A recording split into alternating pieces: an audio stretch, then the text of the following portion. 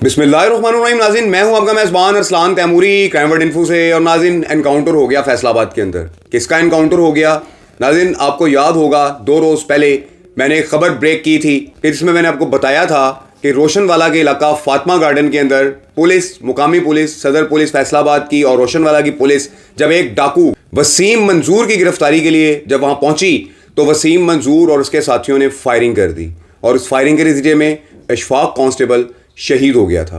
नाज़रीन, मैंने आपको गुज़िश्ता व्लॉग में बताया था कि इस शख्स को जो सीसीडी पुलिस है या जो पंजाब पुलिस है हमारी, ये इसको ज़मीन की 7वीं तह से भी खोद के निकालेगी। और नाज़रीन, ऐसा ही हुआ। फैसलाबाद के इलाका के अंदर इस वसीम मंजूर को लोकल पुलिस ने, मुकामी पुलिस ने, कि जिसमें थाना सदर फैसलाबाद की पुलिस शामिल है और जिसमें रोशनवाला की पुलिस शामिल है और ज़िले पुलिस के जितने भी अच्छे पुलिस ऑफिसर्स हैं वो तमाम शामिल हैं, तारीफ़ के काबिल हैं, कि जिन्होंने इस वसीम मंजूर को गिरफ़्तार किया और गिरफ़्तारी के दौरान इसका एनकाउंटर सामने आया। नाज़रीन, ये शख्स वसीम मंजूर, इसका इतना बड़ा सीआरओ था, इतना बड़ा नेटवर्क था कि जब ये उकाड़ा से चला वारदातें करते हुए फैसलाबाद के इलाका के अंदर, तो नाज़रीन, इस शख्स ने किसी को भी नहीं छोड़ा।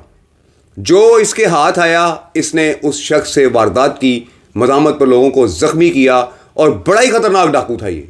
आप देख सकते हैं, आप सोच सकते हैं कि जब पुलिस इसके ऊपर रेड पर गई तो इसने कैसे पुलिस पर फायरिंग की होगी। क्लाशनकोव के ब्रेस्ट इसने मारे और अशफाक कांस्टेबल शहीद हो गया। नाज़रीन, इस किस्म के जो एलिमेंट्स हैं ये हमारे मुआशरे के नासूर हैं।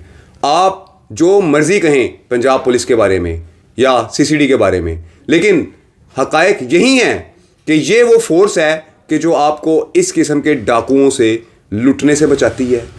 आपके जो प्यारों को कत्ल कर जाते हैं बाअसर लोग, उन्हें पकड़ कर लाकर उनके साथ वही सलूक करती है कि जो आपके प्यारों के साथ किया गया। तो जब ये फोर्स आप लोगों के लिए खड़ी है, आप लोगों के काम कर रही है, ये किस लिए कायम है? मुझे बताएं ना कि ये फोर्स किस लिए कायम है? आप लोगों के लिए कायम है। जब आपके घर में या दाएं बाएं कोई लड़ाई झगड़ा होता है या आपके घर डाकू आ जाते हैं या चोर हो जाते हैं, तो आप पहला काम क्या करते हैं? किसको बुलाते हैं? 15 पर कॉल क्यों करते हैं? पुलिस को करते हैं कि पुलिस आए और आपकी मदद करे।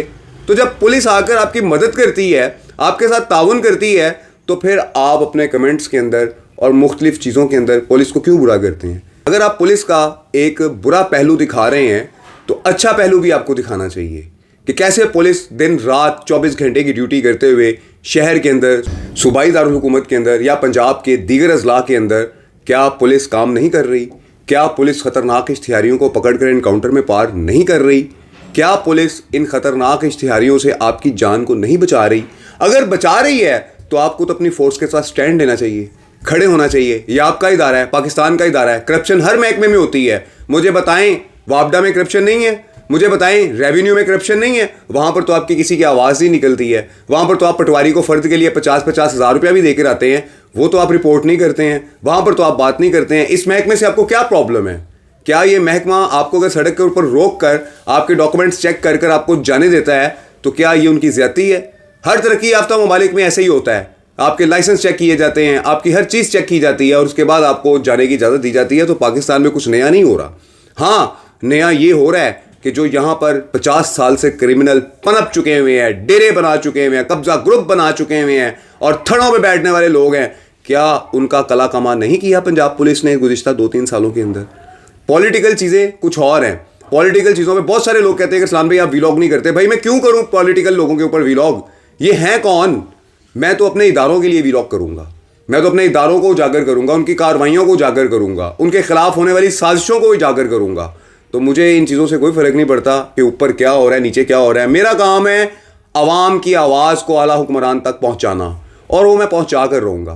तो नाज़रीन, ये मैंने थोड़ी सी जो बातें की हैं, माज़रत के साथ आप लोग शायद इन बातों से मेरी बेजार हो रहे हों, लेकिन नाज़रीन हकीकत यही है। अशफाक कांस्टेबल शरीफ आदमी था, आप उसकी उम्र भी देख सकते हैं। वो बेचारा रेड के लिए निकला था अपने अफसरान के साथ और निशाना बना दिया गया इस खतरनाक डाकू वसीम मंजूर की तरफ से।